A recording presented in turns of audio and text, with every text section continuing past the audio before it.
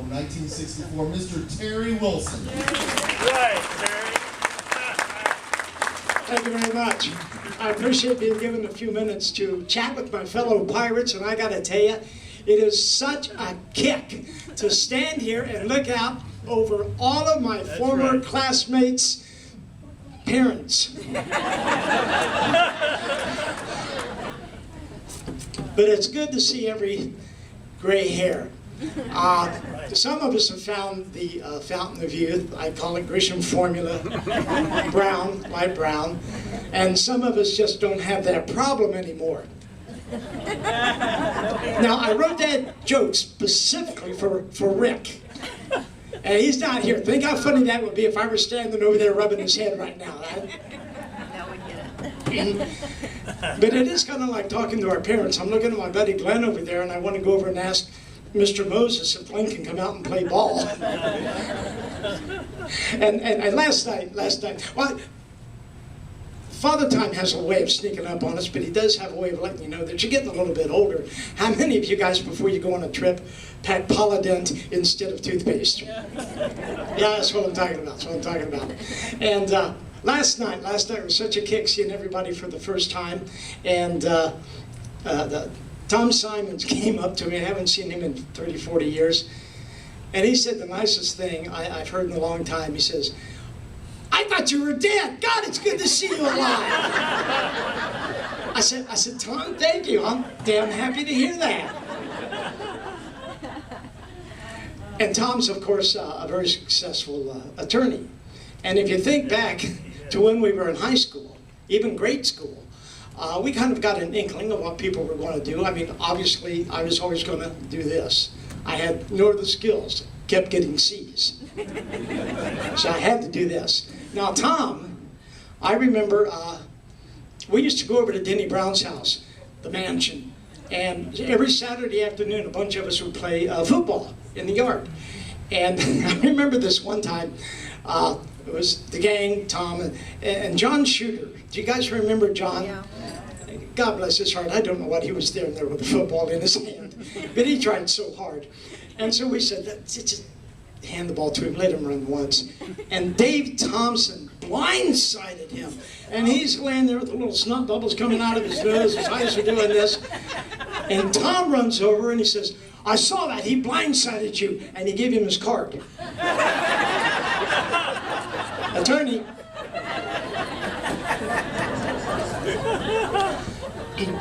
My buddy Tim over there, very snappy dresser, very snappy, always knew that he would have something to do in the clothing business. When we used to play baseball at Little League, he was the only one out in the field wearing a starched uniform with pleats. Dead giveaway, dead giveaway. And there are things you remember about your classmates. Don't lie, Shirley Lee. I always remember two things about Shirley. Don't go there. Do not go there. I'm sorry, Shirley. Shirley had the greatest smile, and she was always willing to just be a great support. She was just, and she's also responsible for a lot of neck injuries. To this day, most of the guys in our class walk around going like this. We're getting older. We're getting older. But how old are we getting? Can we admit that we are getting older? Well, I have devised a game to find out if we are too old for prime time. Mr. Music, hit it! I'll be with you in a second. I love this part. Okay, what we're going to do, we're going to play a little game. I'm going to give you the first couple of titles of the show. We're going to jump into Mr. Peabody's Wayback Machine. And if you know Mr. Peabody's Wayback Machine, you're already too old for prime time. And I'm going to give you the first couple of letters. For example, words rather. If we were playing a modern game, I would say, "Wheel of." You would say, "Fortune." One more time, "Wheel of." Fortune. Okay, let's get this party started. I don't need you, baby. I can do it on my own. Oh, The Twilight Zone. Yeah, baby, you got it. In a strange place, in West Carrollton, Ohio. A teacher kept giving this young man C's, even though fate had other things in store for him. Get used to it, it's going to be a long night. Leave it to Beaver. One more time, leave it to Beaver. I just love seeing Beaver with teachers in the class. We are all going to get detention. I swear we are. I'm so sorry. The real McCoy's. No, 50s. McCoy. McCoy's. Anybody remember the name of the handyman? Oh my God. He's Spanish. Papina. Yeah. Papina. You now lose valuable points. American Bandstand. I want to tell you a quick story about Dick Clark. I got to work with Dick a few times. Back in the late 60s, I did a marathon. I stayed on the air for 200 hours in Oxford, set a world's record. Dick got a hold of it. They brought me out to California, and I did a show. A handful of years later, I'm doing PM Magazine, and I'm doing a segment with a horse. I'm showing you how to show a horse. Dick told me this was his favorite blooper. You know, it's funny. I've won like 6 Emmys, I've won Best Writing Awards, I've been on just enough television shows for people to think I've gone to school with them, but I never could get my mom or dad to watch any one of these shows. The one show my mom watched, this is what happened. I'm showing the horse, I'm doing the dialogue to the camera, and the horse shifts its weight. I can't let go of the hoof. He puts his butt right in my face, raises his tail, cuts the longest horse fart in the history of television.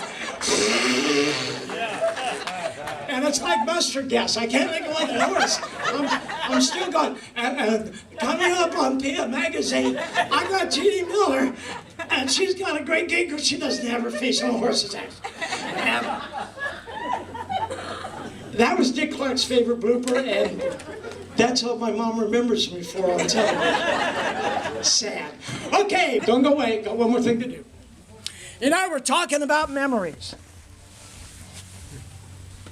And we're also talking about computers, which I hate.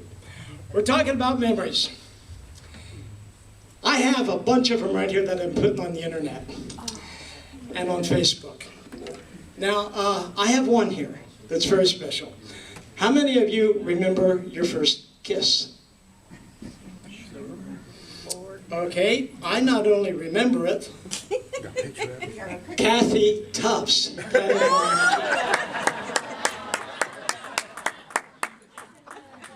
Now on this next one, I gave my first kiss, and I would like to recreate history. Linda, where are you? You know who you are. Linda Mayo, where are you? Where are you? Good. I want to picture this. Come here.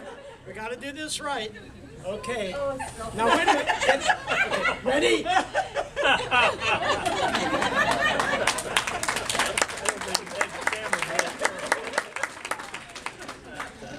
She looked a lot more excited in this picture.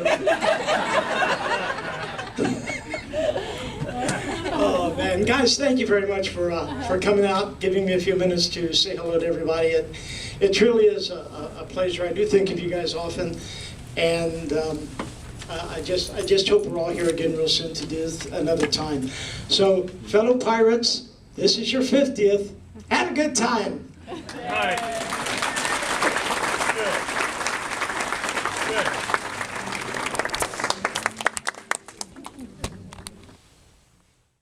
We sat down, and we were at a classic car show at El Cajon. It was the only way I could get him off his motorcycle. And we started talking about, what are you going to do when this day comes? Because I told him I too had cancer.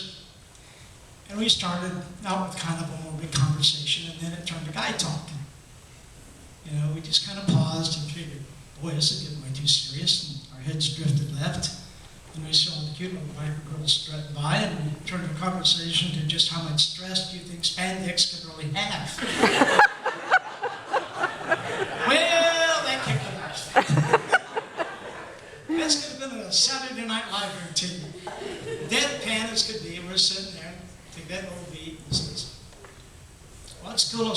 funeral you ever heard of. I said, wow. There was a time when Earl Flynn, and a popular movie director at the time, stole the burial of his body after he died. They took it out of the funeral home, took it to a bar, take the scotch in his hand, had a drink with him, and then took him back. So that sounds good.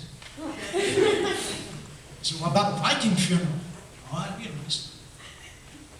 yeah, put you in all those funny helmets, put you in a boat, set you out to sea, set you on fire.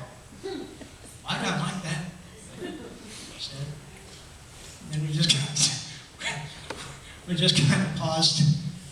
I said, you know, I bet you your biker buddies could do that. We could strap your ass to a Harley, set you on fire, and roll you right into the Hooters.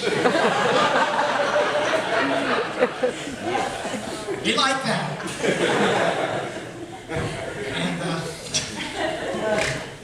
And he did make a couple of requests while we were sitting there. One I may tell Garth about later, and the other. But I'm really sorry I tried.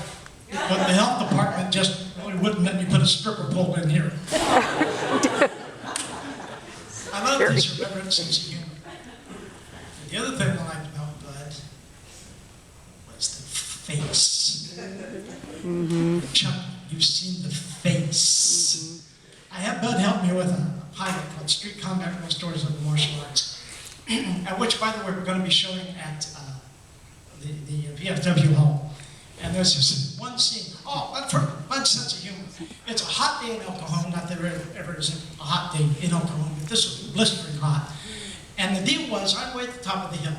I'm supposed to run all the way down this hill, hit a certain point, and then Bud's supposed to come out and attack me. Well, Bud's standing up there with the camera guys. I had no idea. He had worked a little bet with them. He said, how many times do you think we can get that Terry to jog up and down the hill? So I'm running down, you know, and I hit my mark, and I'm waiting on Bud to come out, and I see the camera guy wave at me. More to the left. I'm back up to the 4 times. Finally, I'm dying. I look up. Bud has that stupid grin on his face. The camera guys are on their knees. We got a group of Navy SEALs there that are just shaking their heads in total disbelief. I love that about the guy. Now let's go to the face. You'll see this too. So the deal is, Bud is supposed to come out, attack me, and like Garth, we have never pulled any punches or done anything for theatrics. I said, Bud, we're doing this for camera. You can attack me, we can stop, and do the whole thing, and nobody has to get hurt. We don't do that. I said, okay. So he comes at me, and you'll see it. He throws me against the car. We're not acting. And the deal is, I'm supposed to get away from him, which I did, and he's supposed to throw some dirt in my face, which he really did. I can't see! All of a sudden, I feel this big hairy arm wrapped around my neck, my feet go up in the air. I'm doing the chicken dance, you know. And he's going, can you get me? Can you get me? Can you get me? Yes! Boom! Going down. Now the Bud face. He gets up. He's into it. Have you seen the Bud face with the eyebrow? You know, this is kind of funky little thing. You can't do it without scotch tape. So look at the Bud face today at the VFW Hall. And that was just part of the fun we had. Just so much part of the fun we had. And I was there when he found the love of his life, his Harley.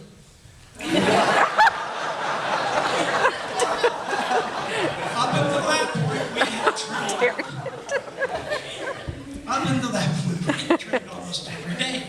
After that, I couldn't get his behind off the motorcycle. So I went to Wisconsin, and I did a shoot on the Harley Museum, which he was really excited about me. But I want to hang out with you. I want to hang out with your guys. Yeah. So I'm going to buy a motorcycle. Yeah. I said, I got a brochure. Can you meet me in Melbourne? Yeah, come over. And this is where we were talking about the skirt pole dance and the whole thing. We're sitting there, and I said, I got a brochure, I want you to help me pick out the bike, you know. So I pull out this brochure on the Vespa. And he said, let me see it. That's the reaction. I expected, hey, let me see it. You roll it up. In the restaurant, he's trying to beat you. The capper to this, as the waitress came up, said, why are you beating him over the head? Now he's looks like a biker. I don't. and he said, he's going to buy a motorcycle, and this is what he showed me. He handed the Vespa brochure to the waitress. She's trying to beat me. So come on down, Terry Wilson.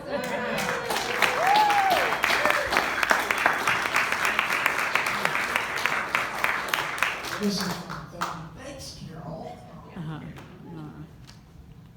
She makes the best milkshakes in town.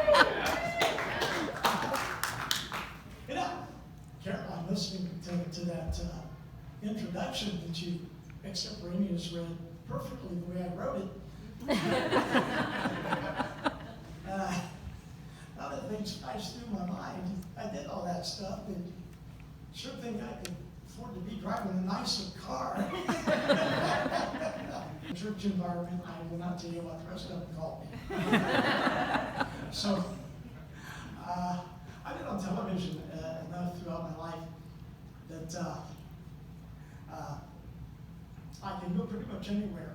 And I'll bump into someone who will come up to me and they think that we went to high school together or that I owe them money. They could be right either way. And when I started working in Hollywood, I'm from a small town in Ohio, Wisconsin. And for me to have a goal of going to Hollywood and even getting a job was a pretty big deal. I used to call my dad and say, Dad, I got a 1-month contract to do it. So you're working for a month and you've been there 2 years. What are we getting to? I'm glad we're in OB tonight because I only got one story. My buddies used to call me, I lived here for 10 years, and my buddies would call me and ask me what it was like to live in the beach community. And you guys can understand this, at least I hope you can. Here's what I would tell you. It's 1970. You're walking down the Strand with your very best tie-dye t-shirt and your bell-bottoms are flapping in the wind and your flip-flops are flipping in the sand. The mothership comes over, a light beam comes down, sucks you right up to the belly of the ship goes away. Fast forward 40 years, it comes back, right to the spot where it picked you up. Beam of light comes down, spits you right back. Nothing's changed. Ocean Beach. Ocean Beach. And I always wanted to impress my mom, my dad. All of the shows I did around the country were on different television stations that were picked up in Dayton, Ohio. So I'm on PM Magazine here in San Diego. It's seen nationwide. Finally got a shot to say, hey, Mom, Dad, turn on the TV. Check me out tonight. And it was a simple story. I'm doing a story on the last blacksmith in San Diego. And you know how those reports go. You do a little background on the horse, the bing, the bang, and why it's important. And then the show host has his big close-up and his big finish where he's doing something. In this case, I'm holding the horse's hoof, pretending to drive a nail into the hoof. Little did I know, show business history was about to be made. And my mom and dad were going to, for the first time, see me on television. Remember me, when Terry mentioned it earlier, I don't flub. Hammering, hammering, hammering. The horse shifted its weight as I'm supposed to turn here to the camera, locked my leg around his leg, can't let go, lifted his tail, stuck his butt right there, and it wasn't that short. It was the longest horse, and I'm still in the middle of my line. Well, thank you for being with us. And Jeannie's going to be coming up with a report from the Singapore market. It's like, my God, it's mustard gas. The Hun are coming over the hill. And I'm tearing up. I'm sweating. But I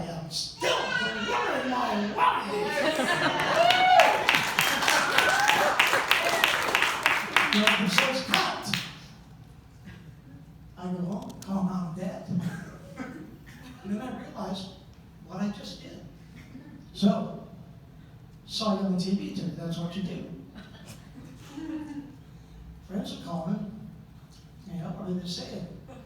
Hope you never work with an elephant.